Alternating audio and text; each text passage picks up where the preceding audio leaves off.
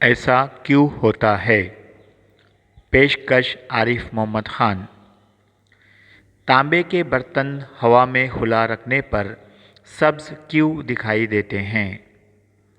जब तांबे के बर्तन को ज़्यादा दिनों तक हवा में खुला छोड़ दिया जाता है तो उस पर हवा में मौजूद ऑक्सीजन और कार्बन डाइऑक्साइड के साथ तामुल होता है।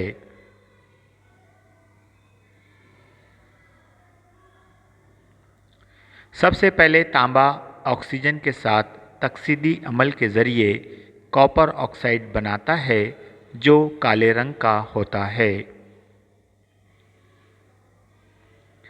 फिर ये कॉपर ऑक्साइड हवा में मौजूद कार्बन डाइऑक्साइड और नमी के साथ मिलकर कॉपर कार्बोनेट बना लेता है जो सब्ज रंग का होता है। इस सब्ज को पेटिना कहा जाता है और यही वजह है कि तांबे के बर्तन और मुजस्समे वक्त के साथ सब्ज नज़र आते हैं।